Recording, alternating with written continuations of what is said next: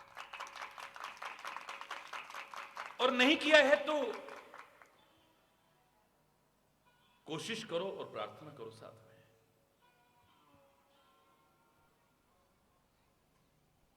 निकल चुका जो निकल चुका है, कम से कम अब जो वर्तमान के क्षण हमारे हाथ में है वो यूं ही ना निकल जाए। संवार सके हम अपने वर्तमान को, जिससे हमारा भविष्य उज्जवल हो।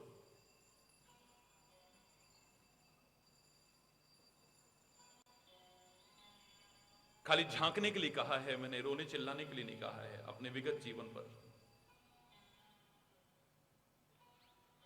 उससे प्रेरणा लेने के लिए कहा है, रोने चिल्लाने के लिए नहीं कहा है हाय हमारा जीवन ऐसे निकल गया, हम कुछ नहीं कर पाए, हाय ऐसा। इसके लिए मैंने कभी नहीं कहा आपसे।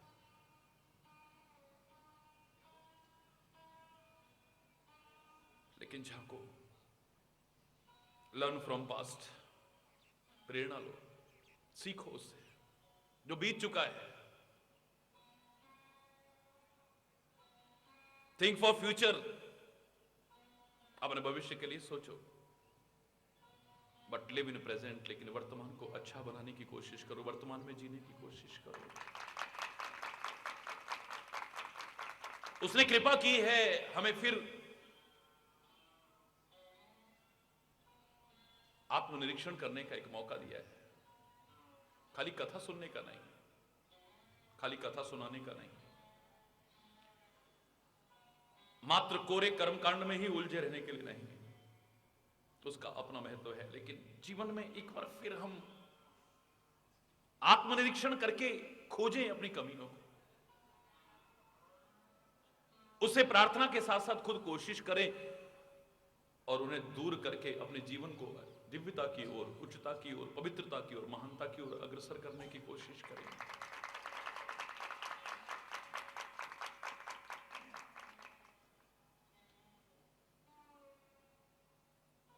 नजर ही नहीं आती हमें तो,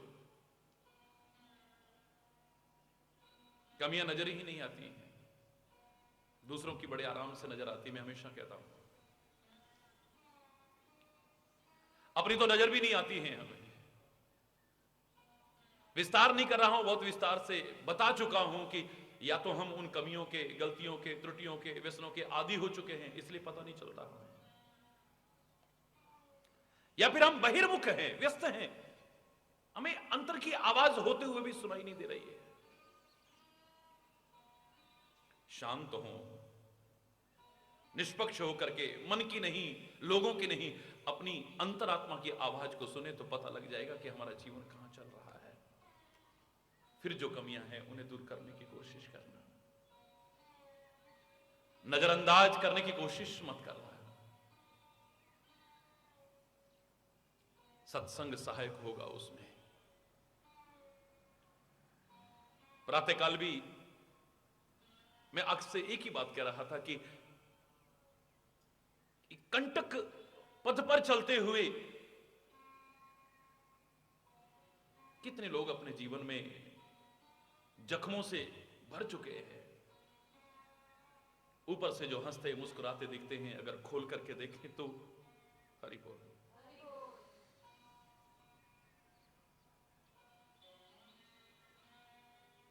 पता नहीं क्या क्या निकलेगा अंदर से, पता नहीं क्या क्या।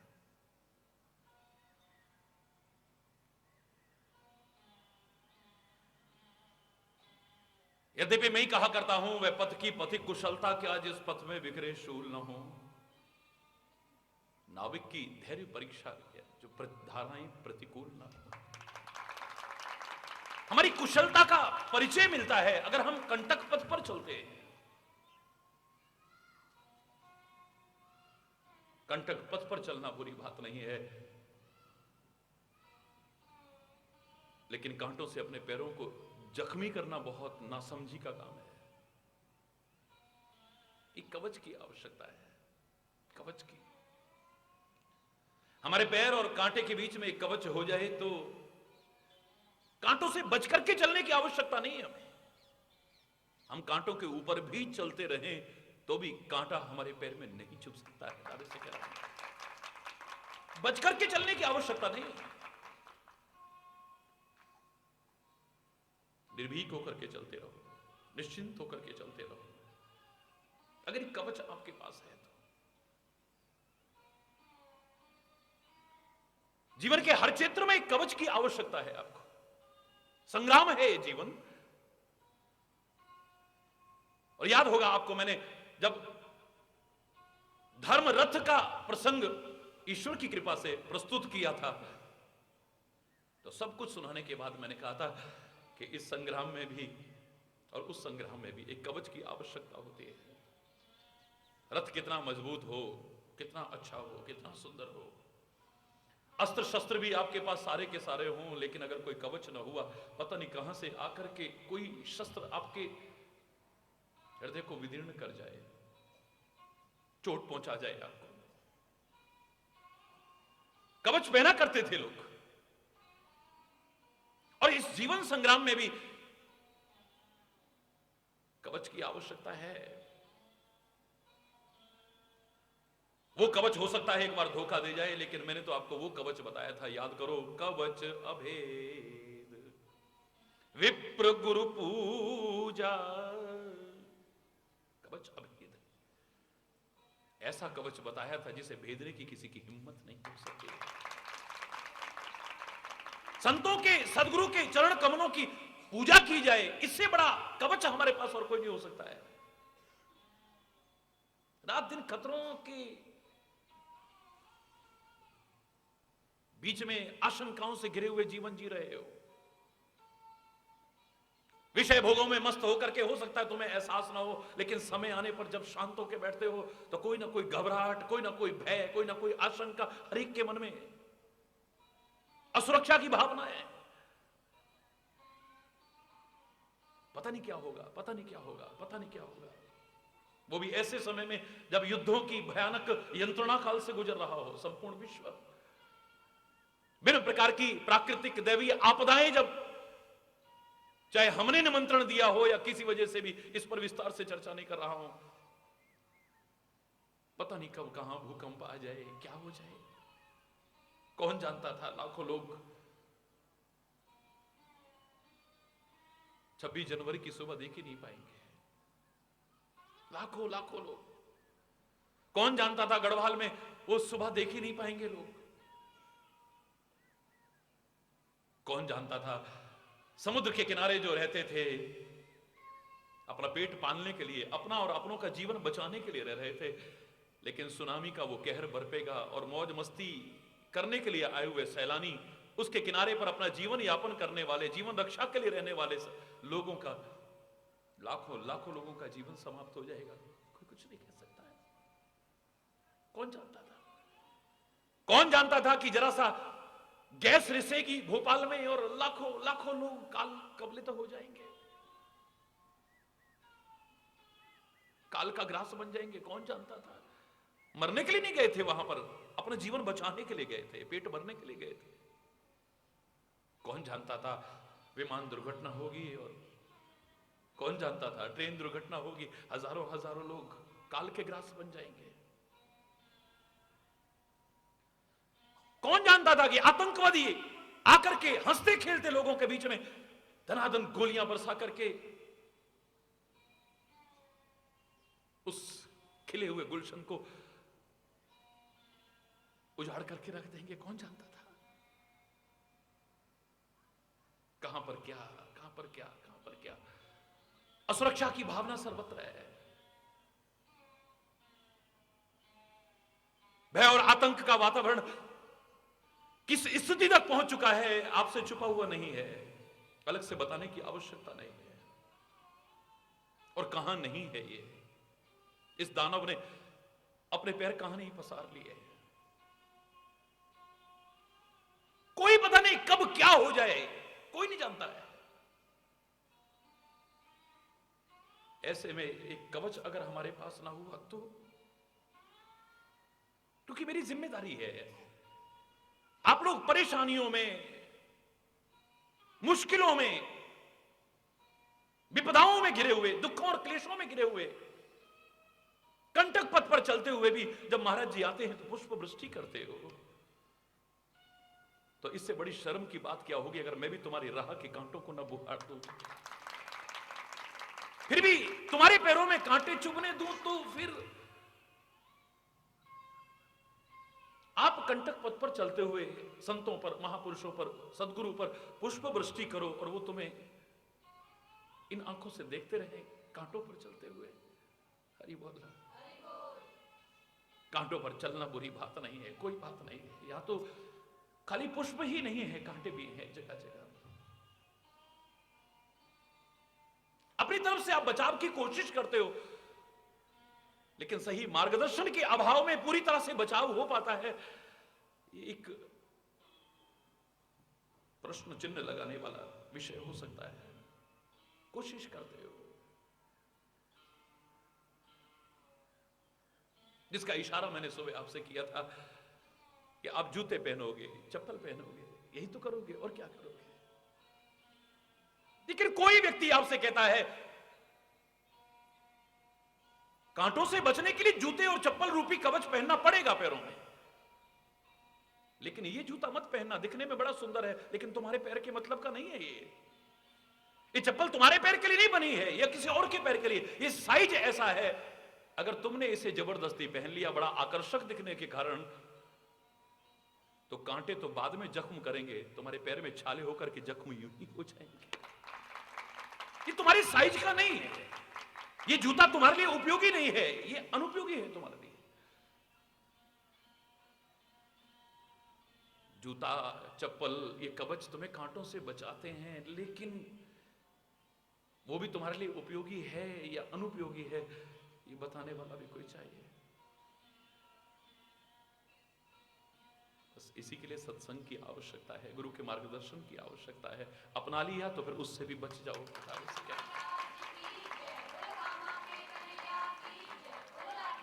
मैं नहीं चाहता कि आपको किसी प्रकार के दुख का, क्लेश का, विपदाओं का, परेशानियों का कांटा चुभे, लेकिन धोखे में भी नहीं रखूंगा। जैसा जीवन होना चाहिए वैसा न हुआ तो फिर रात दिन वही दुर्दशा रहेगी जिससे गुजर रहे हो। हरि बोल।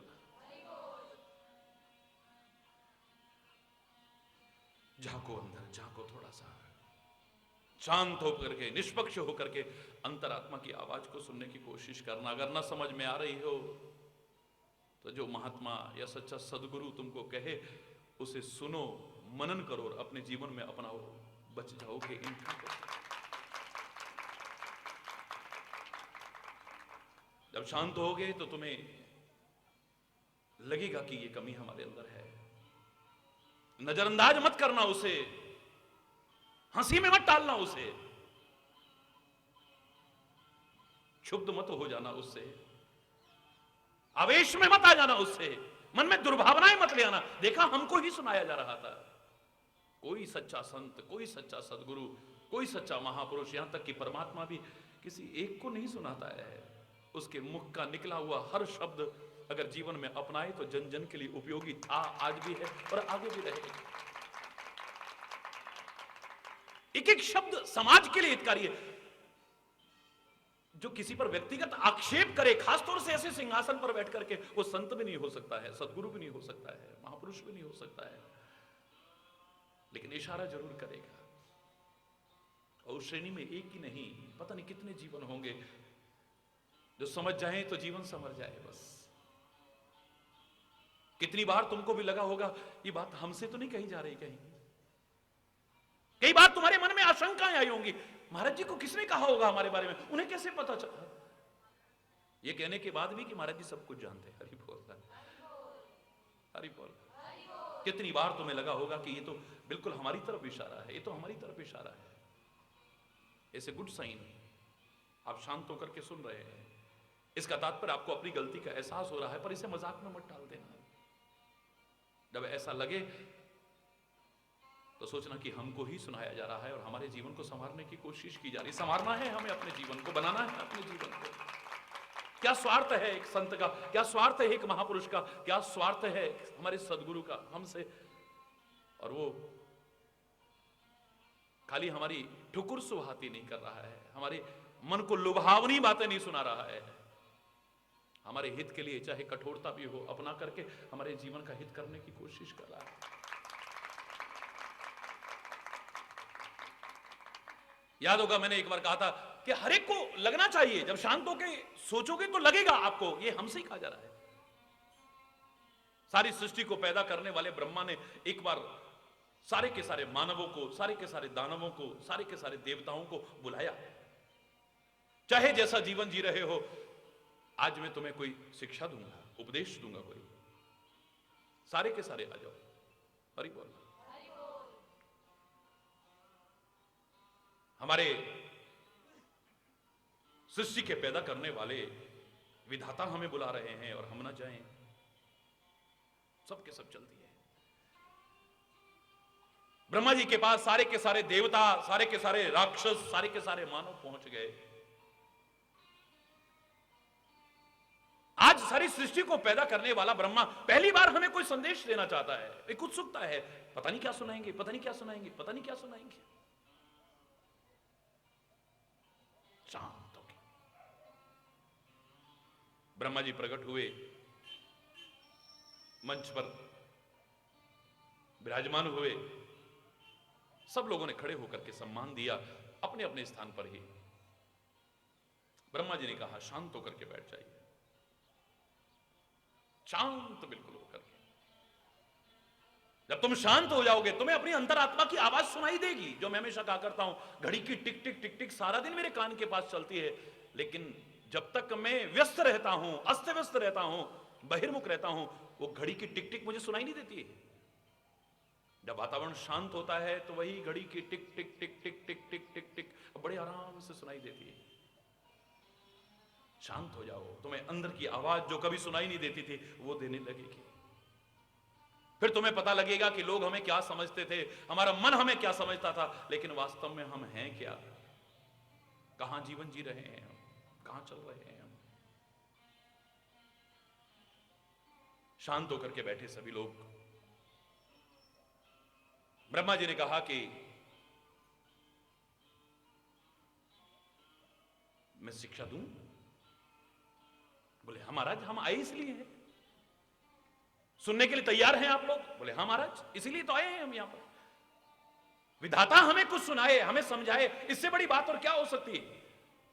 हे विधाता हमें सिखाओ ना कुछ। फिर कह रहा हूं शांत होकर के, एकाग्रचित होकर के बैठिए। सब एकाग्रचित और शांत होकर के बैठे तो ब्रह्मा जी कहते हैं कि सावधान होकर के सुनो। सब सावधान होकर बैठे। द अक्षर, द से दवात, हरि बोल। बस द अक्षर कहा और ब्रह्मा जी मंच से उठे और अंदर चले गए अपने कक्ष में। अब सारे में विचार होने लगा, लो इतने दिन से बुला रहे थे और हम सारे इकट्ठे हुए और सुनाया गया द, खाली द। हाँ, ब्रह्मा जी ने कुछ सिखाया तो है ही नहीं। कुछ विचारशील बुजुर्ग लोग बैठे थे, उन्होंने कहा ऐसा हो ही नहीं सकता है।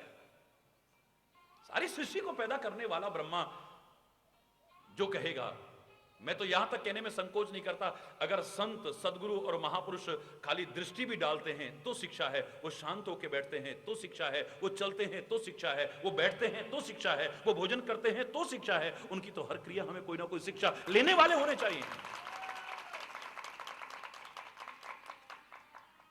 संत जो सहज में कहे, सदगुरु जो सहज में कहे, बात कहे, गीत कहे, शब्द कहे, कोई क्रिया और प्रतिक्रिया करे, वो सब हमें शिक्षा दे रही है। जरूर कोई बात है, जरूर कोई बात है। सब विचार करने लगे तो समझ में आने लग गया। थोड़ी देर बीती, अंदर से संदेशा आया कि सारे के सारे राक्षस ब्रह्मा जी के पास पहुंचे। सारे राक्षस मिलकर के अंदर गए, ब्रह्मा जी के चरणों में प्रणाम किया। ब्रह्मा जी ने कहा, कहो भाई, मैंने जो अभी शिक्षा दी थी तुम्हें समझ में आई? महाराज शिक्षा तो समझ में आई, लेकिन एक बात का हमें बहुत बुरा लगा। क्या हुआ? बैठे तो यहां देवता भी थे, बैठे तो मानव भी थे, पर आपने हमको ही क्यों सुनाया? अरे बोल, छोड़ से बोलो ना। आपने खाली हमको ही क्यों सुनाया? क्या वो लोग नहीं थे? क्या उनमें कमियां नहीं है, खाली हम ही में कमियां हैं?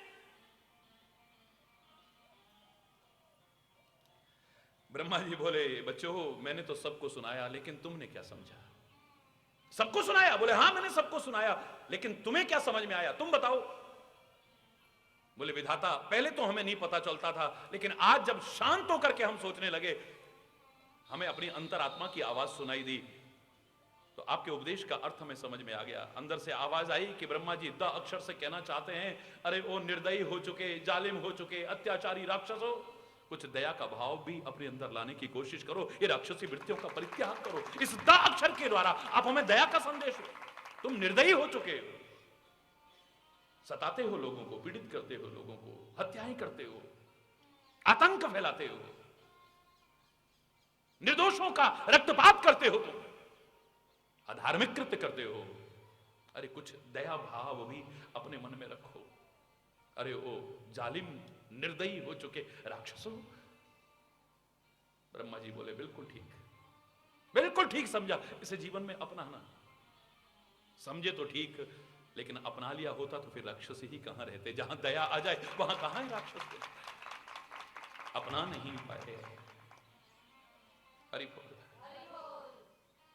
राक्षस चले गए, देवताओं को बुलाया गया। देवताओं सारे के सारे विधाता के चरणों में जाकर के पहुंचो। सब पहुंचे, सारे के सारे देवता मिलकर के जब पहुंचे, विधाता के चरणों में प्रणाम किया। विधाता ने प्रश्न किया, अरे ओ देवताओं, मैंने अभी अभी शिक्षा दी थी, एक उपदेश दिया था, क्या तुम समझे? देवताओं का भी वही उत्तर था, हे विधाता हम समझ तो गए, लेकिन एक चीज का हमें बड़ा बुरा लगा। वहां तो राक्षस भी बैठे थे, वहां मानव भी बैठे थे, आपने उनको नहीं सुनाया, खाली हमको ही क्यों सुनाया? हरि बोल। क्या खाली कमियां हमारे अंदर ही है? विधाता कहने लगे, मैंने तो सबको सुनाया था, पर तुम्हें क्या समझ में आया, तुम बताओ ना जरा। सारे देवता एक स्वर में कहने लगे, बोले महाराज हमें अपनी कमियां कभी नजर नहीं आती थी, क्योंकि लोग हमारी पूजा करते हैं, हमारी जय जयकार करते हैं, हमारा सम्मान करते हैं, हमें अपनी कमियां कभी नजर ही नहीं आई। लेकिन आज जब पहली बार हम शांत होकर के बैठे, निष्पक्ष होकर के बैठे, एकाग्रचित्त होकर के बैठे, हमें अपनी कमियां नजर आने लगी। और द अक्षर ने तो बस कमाल ही कर दिया। समझ में आ गया कि आप क्या कहना चाहते हो। हमें लगता है कि आप इस द अक्षर से कहना चाहते हो, अरे ओ देवताओं, उस स्वर्ग के सुखों में मगन हो चुके देवताओं, तुम्हारा इंद्रियों पर कोई कंट्रोल नहीं रह गया है। तुम्हारी आंखें हमेशा सुंदर रूप देखना चाहती हैं अप्सराओं का, तुम्हारे कान सुंदर सुंदर शब्द सुनना चाहते हैं, सुंदर सुंदर नृत्य देखना चाहती हैं तुम्हारी आंखें, तुम्हारी नासिका अच्छी अच्छी गंध ग्रहण करना चाहती है, तुम्हारी जीभ अच्छे अच्छे रस ग्रहण करना चाहती है। तुम्हारा कोई नियंत्रण नहीं है अपनी इंद्रियों पर। इस द अक्षर के द्वारा इंद्रियों के दमन का संदेश दिया है। विधाता बोले समझ गए हो तो इसे जीवन में अपनाना, अपना लिया होता तो बात ही क्या थी। एक द अक्षर ने कितना बड़ा संदेश, इंद्रियों का दमन का संदेश दे रहे हो। सारे के सारे मानवों को बुलाया, सारे के सारे मानव आकर के विधाता के चरणों में प्रणाम करते हैं। विधाता प्रश्न करते हैं, कहो हे मानवों, मैंने अभी अभी शिक्षा दी थी, क्या तुम्हें समझ में आया? हरि बोल। सारे के सारे मानवों का भी वही उत्तर था जो इन लोगों ने दिया कि महाराज हमें समझ में तो आ गया, लेकिन वहां तो देवता भी बैठे थे, वहां तो राक्षस भी बैठे थे, आपने हमको ही क्यों सुनाया, खाली उनको क्यों नहीं सुनाया? क्या उनमें कमियां नहीं है? अच्छाइयां बुराइयां सब में हैं, मैंने तो सबको संदेश दिया, पर तुम क्या समझे हो? तुम क्या समझे हो ये बताओ।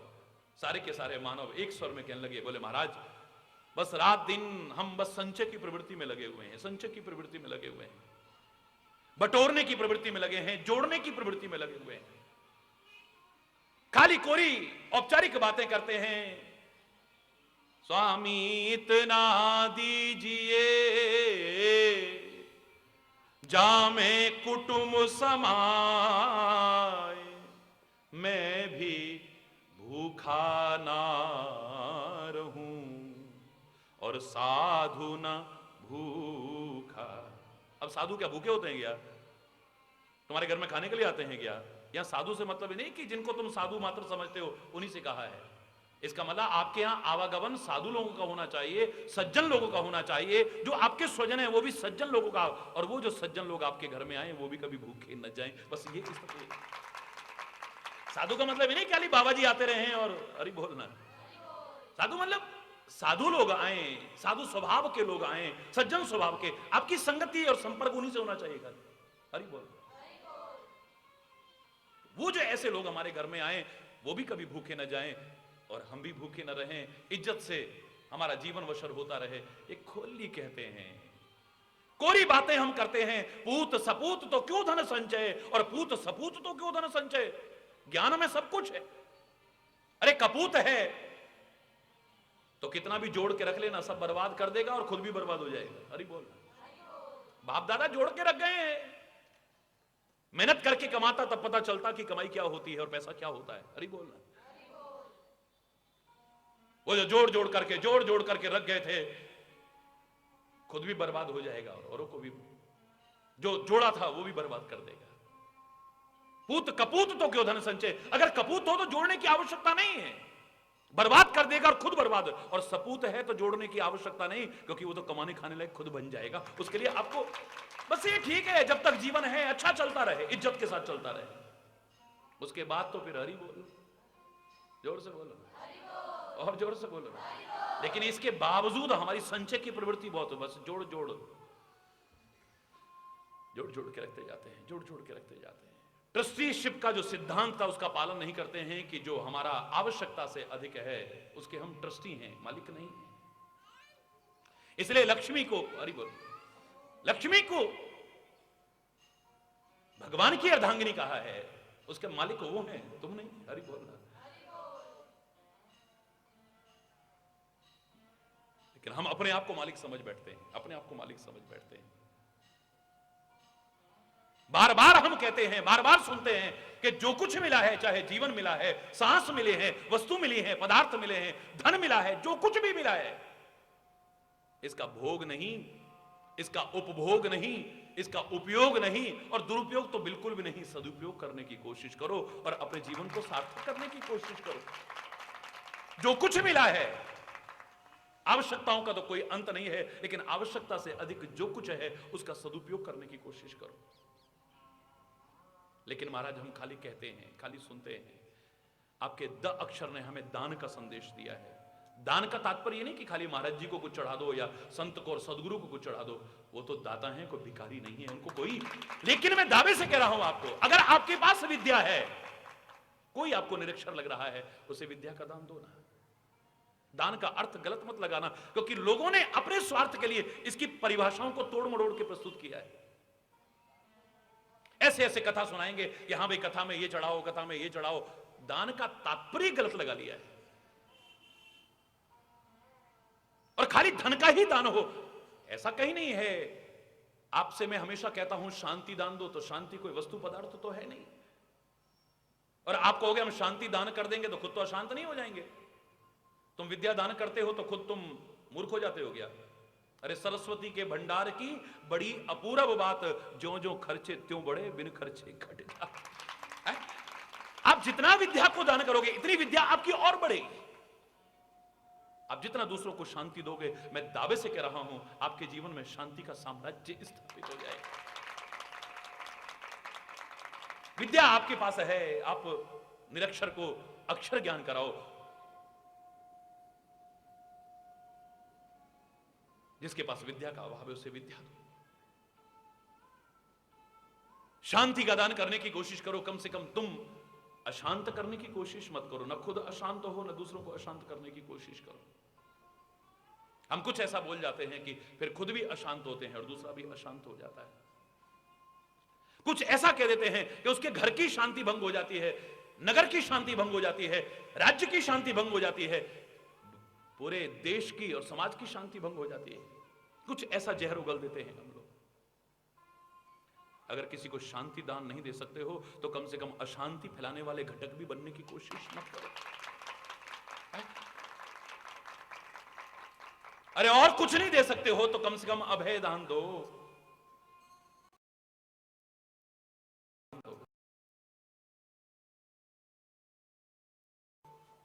संत क्या करते हैं, सदगुरु क्या करते हैं, महापुरुष क्या करते हैं, परमात्मा के अवतार क्या करते हैं, इनका हाथ का यूं करना क्या उद्देश्य है इसका?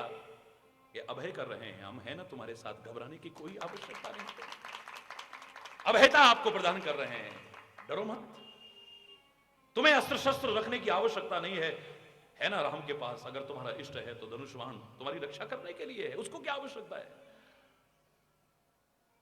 वो भी तुम्हारी रक्षा के लिए, उसे धनुष्वान की आवश्यकता नहीं है। पर तुम उतनी बुद्धि रखते हो, तुम्हें लगता है कि कोई शस्त्र अस्त्र वाला हमारे साथ हो तो हमारी रक्षा की, हमें एक वो रहता है, हाँ है ना पास में,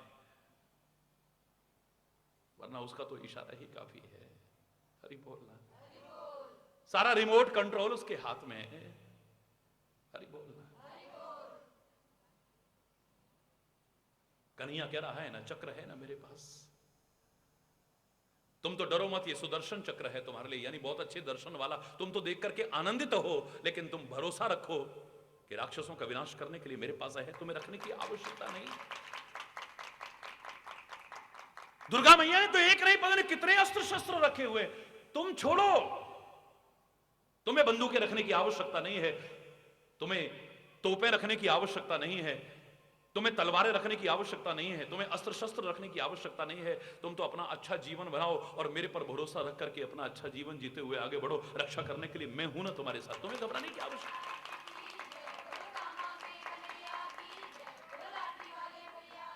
ये अभयता प्रदान करना है।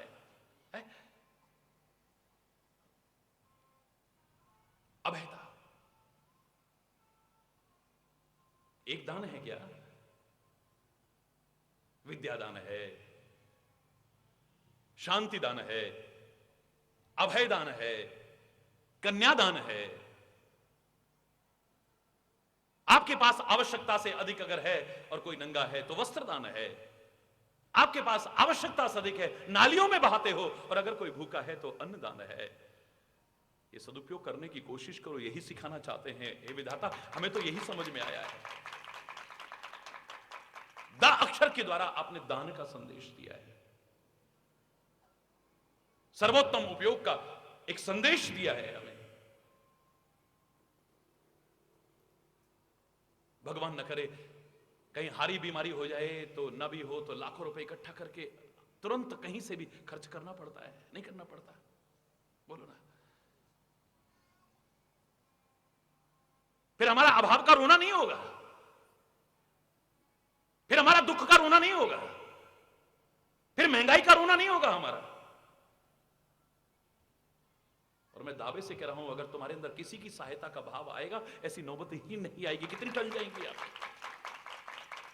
एक अच्छे संकल्प अगर आपके मन में आएंगे तो बच जाओगे उनसे। जैसे मैं कहा करता हूं ना, अगर आपकी उसमें लिखा हुआ है कि इतने चक्कर तुमने काटने हैं, अच्छी जगह काट लेना, बच जाएंगे। आपके जो अस्पतालों में चक्कर काटते हो, पुलिस कचहरी में चक्कर काटते हो, पता नहीं कहां कहां चक्कर काटते हो, कहां कहां नाक रगड़ते हो, अगर उधर के चक्कर बचाना चाहो तो अच्छी जगह चक्कर काटना शुरू करो।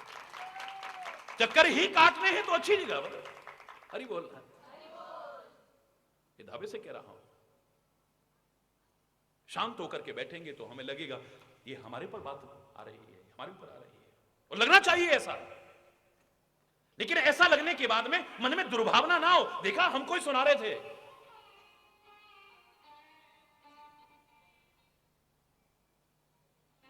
क्या हम ही बुरे हैं, बाकी सब अच्छे हैं यहां पे?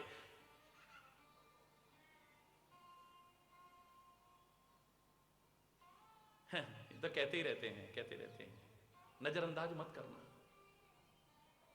बहुत बड़ी बड़ी कमियों की तो क्या, मैं तो कह रहा हूं अगर छोटी सी भी कोई कमी है उसे नजरअंदाज न करना, उसे दूर करने की कोशिश करना, तब तो जीवन में सुखी रहोगे। वरना कहां पर कष्ट उठाना पड़ेगा कोई पता नहीं। छोटी छोटी कमियां ही ये एक दिन बड़ी बन जाती हैं, छोटी छोटी बुराइयां ही एक दिन बड़ी बनती हैं, छोटे छोटे व्यसन ही एक दिन बहुत बड़े बन जाते हैं, छोटी छोटी भूलें ही एक दिन बहुत बड़ी भूलें बन जाती हैं, छोटी छोटी बुराइयां ही एक दिन बहुत बड़ी बुराइयां बन जाती हैं और हमारे जीवन का सर्वनाश कर देती हैं, सब कुछ खत्म कर देती हैं, पतन के कगार तक पहुंचा देती हैं।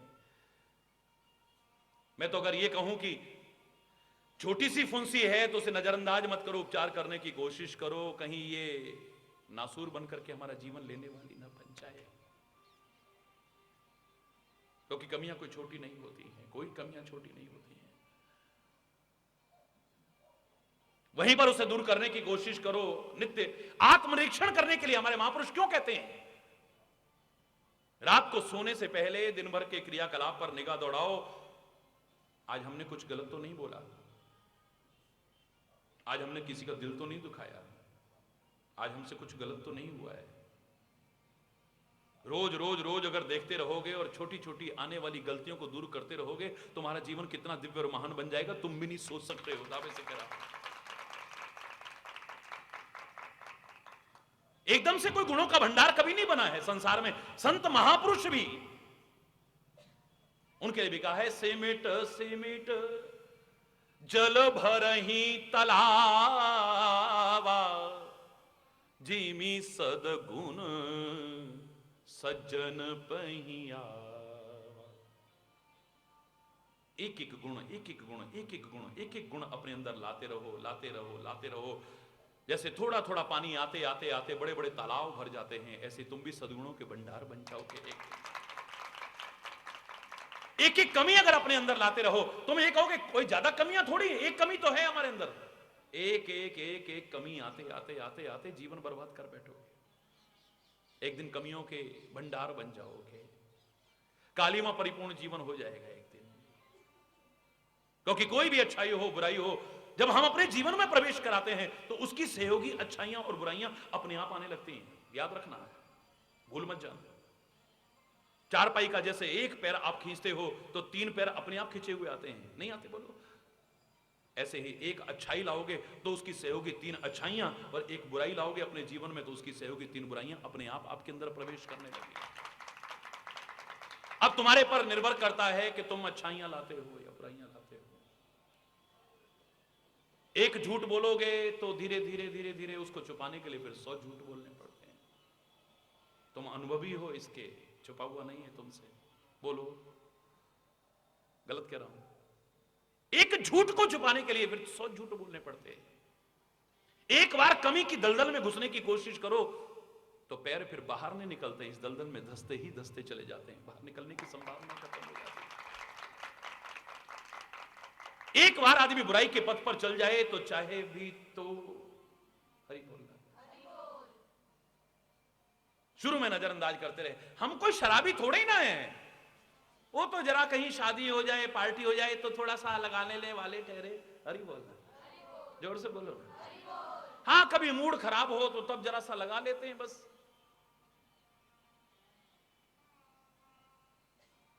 कमी होते हुए भी हम अपनी कमी को नजरअंदाज करने की कोशिश करते हैं। दूसरों की कमियों का इतनी करके बताने वाले हम अपनी कमी इतनी करके उसको भी छुपाने की कोई ना कोई बहाना बनाने की कोशिश करते हैं। क्यों? एक वो दिन आ जाता है कि हम जो कहा करते थे कि हम तो कभी बस गम लगा या कभी खुशी हो गई, तो जीवन इसी में तो चल रहा है, कभी खुशी कभी गम। बस ये करते करते इतने आदी हो जाते हैं कि शरीर बर्बाद, पैसा बर्बाद, इज्जत बर्बाद, घर की शांति बर्बाद, सब कुछ बर्बाद कर बैठते हैं। सब कुछ बर्बाद कर बैठते हैं, हम कुछ नहीं बचता है।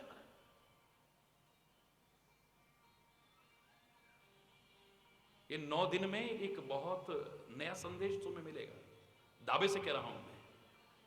अपना लिया तो तुम्हारे जीवन में कितनी नवीनता, दिव्यता और महानता आएगी। देखना, इसे अपना करके देखना। ये कोरी कथा नहीं है। और ये जो संदेश है एक समुदाय विशेष के लिए नहीं है। ये सारी बातें, चाहे हिंदू जो तुम्हारी निगाह में अलग अलग हैं, मुसलमान, सिख, ईसाई, जैन, बौद्ध, पारसी, कोई भी क्यों ना अपनाए, उसके जीवन का कल्याण ही होगा, कल्याण नहीं हो सकता है। सब धसे हैं इसी में। हरि बोलना, जोर से बोलना। आवश्यकता है समझने की, थोड़ा बहुत समझने की आवश्यकता है बस। छोटी छोटी गलतियों ने इतिहास उठा करके देखिए क्या क्या बवाले नहीं पैदा करे हैं और क्या क्या मुसीबतों में लोगों को नहीं डाला है। क्या हो गया? हमें जरा सी हंसी तो आ गई थी इसमें बुरा मानने की क्या बात है? अरे हम तो मजाक में कर रहे थे, इसमें बुरा मानने की क्या बात है? ऊपर खड़ी द्रौपदी ने जरा सा मजाक ही तो करा था। ठोकर खा करके, धोखे में धोखा खा करके गिरते दुर्योधन को देख करके इतना ही तो कहा था, बस वो अंधे की अंधी औलाद रही। इतनी सी बात, इतनी सी, क्या हो गया? एक सेंटेंस ही तो बोला था। कितना भीषण संग्राम हुआ, लाखों का। हरि बोल रहा है। खून की नदियां बह गईं, कितने अनाथ हो गए, कितनी गोदियां उजड़ गईं, कितनों की मांगे सुनी हो गईं, कितनी बहनें राखी के दिन अपने भाई की याद में तड़पती रही। एक जरा सी गलती ने बेड़ा गर्क करके रख दिया, जरा सी गलती ने।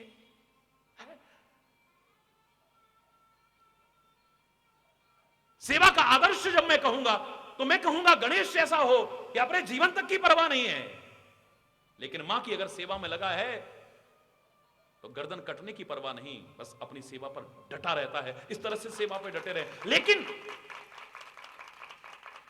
अगर खोजने लगे तो यहां भी हमारे लिए तो कम से कम शिक्षा हो सकती है। मां ने यही तो कहा था, किसी को मत आने देना, यहां किसी को मत आने देना बेटा। अंदर पिता किसी में नहीं आता है, पिता किसी में नहीं आता है। पत्नी के लिए पति किसी में नहीं आता है। बोलो बोलो ना, किसी में आता है क्या? वो एक तरीका भी हो सकता था, एक तरीका भी हो सकता था। नहीं मैं नहीं जाने दूंगा, नहीं मैं नहीं कर दूंगा। हुआ क्या? अपनी भी गर्दन कटवाई, पिता को भी अफसोस हुआ और मां के हृदय को भी संतोष नहीं मिला हो, पीड़ा ही हुई। क्या हुआ बताइए? क्या परिणाम हुआ उसका? थोड़ा दूसरे नजरिए से सोचने की कोशिश करिए, दूसरे नजरिए से। मैं तो गणेश की सबसे पहले पूजा करता हूं और गणेश के वैज्ञानिक स्वरूप का आपको वर्णन किया है, लाखों अच्छाइयां आपको बताई हैं। गणेश को अगर मैं साक्षात भगवान का स्वरूप कह दूं तो कोई अतिशयोक्ति नहीं है। गणपति बप्पा मैं कहता हूं, लेकिन हमारी शिक्षा के लिए एक तरीका हो सकता था ना कोई, जिससे शायद हमारी गर्दन भी कटने से बच जाती। हरि बोलना। पिता के हृदय को भी पीड़ा ना होती और मां के हृदय को भी दुख ना पहुंचता है। आप ये भी कह सकते हैं नहीं जा सकते तुम अंदर, ऐसा प्लीज थोड़ी देर आप ठहरो। बिल्कुल आप हमारा जी हैं, सारा दिन आपके बीच आते हैं, अब थोड़ी देर पूजा के लिए अंदर गए और आप नहीं कोई नहीं मिल सकता, इस समय कोई नहीं मिल सकता, ये भी कह सकते हो, ये भी कह सकते। अभी गए जी, बिल्कुल अभी आप आए, बस उससे 2 मिनट पहले ही गए। अब इस समय महाराज जी का पूजा का टाइम है। महाराज जी का स्वभाव तो भैया हम आपसे दावे से कह सकते हैं कि तुम जितने प्यार से मिलने आए हो, महाराज जी उससे भी ज्यादा प्यार से आपसे मिलेंगे। लेकिन भाई साहब क्षमा चाहते हैं, अब थोड़ी देर बाद आ जाइएगा। तरीका भी तो हो सकता है, नहीं हो सकता है? बोलो ना। ये रावण, कुंभकर्ण, ये सारे के सारे जो राक्षस रूप में दिखाई दे रहे, ये कोई मामूली लोग थे? ये छोटी छोटी गलतियों ने किस परिणाम तक पहुंचा दिया? बोलिए। जब बड़ाई करने का नंबर आता है, हरिचंद्र सबसे पहले बड़ाई करता है। सेवक हो तो ऐसा, उनको यह भी परवाह नहीं है कि सामने श्राप मिलेगा, राक्षस बन जाएं, राक्षस चाहे बन जाएं, चाहे जो दुर्दशा हो, लेकिन अपने स्वामी की आज्ञा के खिलाफ नहीं जा सकते। मैं कहूंगा इस बात को। भगवान ने कहा है कि अंदर मत घुसने देना जय और विजय नाम के द्वारपाल को। भगवान का द्वारपाल बनना को मजाक है? मजाक समझते हैं आप? राम दुआरे तुम रखवारे, होत ना आज्ञा बिनु पैसारे। बिना आज्ञा के अंदर प्रवेश नहीं मिलेगा। भगवान का द्वारपाल बनना कोई मामूली बात है? हनुमान जी को भगवान का द्वारपाल कहा है, राम द्वारे तुम रखवारे। हरि बोल है। जय और विजय नाम के द्वारपाल भगवान ने आज्ञा दी है कि अंदर किसी को मत आने देना। अभी अब सेवा पे जो डटा है वो तो यही कहेगा, भैया मैं नहीं जाने दूंगा अंदर। बोलो। अब किसी को मत आने देना, लेकिन कुछ ऐसे हैं अगर उनको आने भी ना दो तो कम से कम सम्मान पूर्वक तो कुछ समझा ही सकते हो।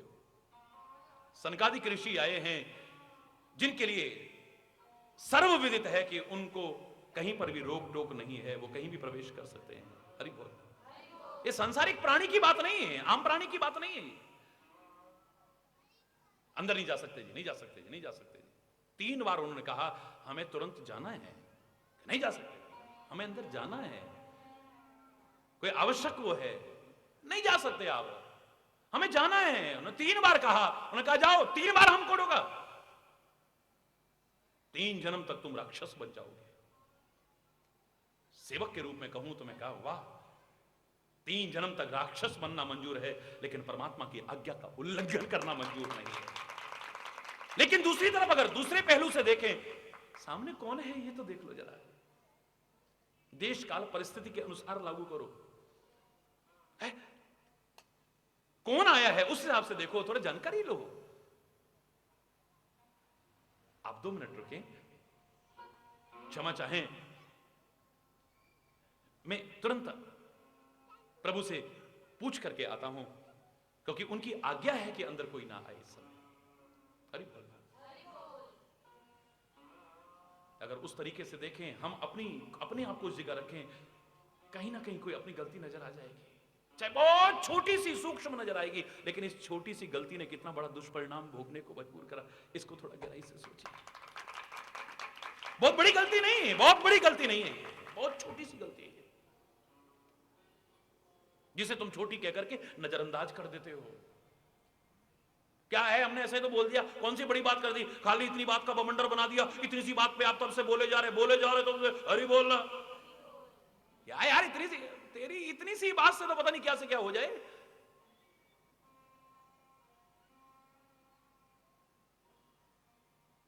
सोचो जरा, सोचो गहराई से। 9 दिन में थोड़ा इसमें डुबकी लगाने की कोशिश करना, डुबकी लगाने की कोशिश करना। क्या गलती थी सीता की, क्या गलती है? ये मत सोचो कि सीता का प्रतिबिंब है, ये नकली सीता है। सीता को रखो वहां पर, जगत जननी सीता माता को रखो वहां पर। क्या गलती हो गई है जो अपने प्रभु से दूर हो गई है? प्रभु इतने दयालु, इतने कृपालु, इतने दिन वियोग कैसे सहन कर लेते हैं? और उस सीता के लिए जिसने अपना सब सुखों को छोड़ करके प्रभु के साथ जंगल में रहना स्वीकार कर लिया है, जनकपुर के सुखों को त्यागा है, अयोध्या के सुखों को त्यागा है। इस पहलू से सोचेंगे तो देखो, भगवान तो रक्षक हैं, तो उन्होंने रक्षा क्यों नहीं करी उनकी? जिनको ये अंदर की बात नहीं मालूम है वो क्या कहेगा, बोलो? सर्वशक्तिमान परमात्मा क्या सीता की रक्षा नहीं कर सकते थे? क्या गलती थी बेचारी की? जंगल में कितने कष्ट सहन कर रही थी प्रभु के साथ में, हर सुख सुविधा को छोड़ा प्रभु के लिए खाली। लेकिन जब गहराई से सोचोगे, अपने सीखने के लिए अपने आप को वहां रख करके, गलती नजर आएगी, जरूर आएगी, जरूर आएगी नजर। सीताराम तो अभिन्न तत्व है, गिरा अरत जल बीच सम, कहियत भिन्न भिन्न। बंधु सीताराम पद जिन्हीं परम प्रिय खिन्न। वो तो अभिन्न तत्व हैं। शक्ति और शक्तिमान तो अभिन्न है, एक दूसरे से अलग नहीं हो सकते, विलग नहीं हो सकते हैं। वाणी और अर्थ एक दूसरे में समाहित हैं। अर्थ में वाणी समाई है, वाणी में अर्थ समाया हुआ है। जो भी मैं बोला हूं उसका कोई अर्थ समाया हुआ है उसमें, इस समाहित हैं, इनको अलग नहीं कर सकते। जल और तरंग को भिन्न कहां करोगे आप? ये अभिन्न है, एक दूसरे से अभिन्न है। ये तरंग अलग हो गई तो फिर क्या है बताइए?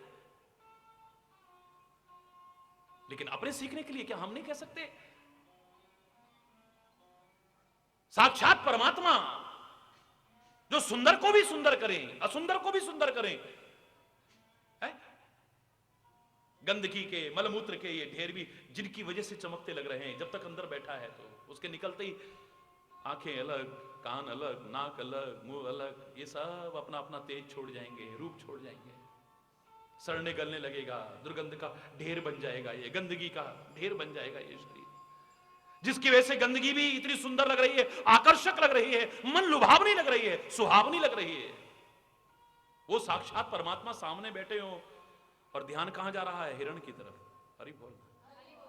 साक्षात परमात्मा सामने है। जिन्हें नहीं पता है उनकी बात नहीं कर रहा हूं, जिन्हें पता हो कि ये परमात्मा है, सामने भगवान बैठे हुए हैं और ध्यान कहां जा रहा है? वो देखो कितना सुंदर हिरण है। हरि बोल। जोर से बोलो।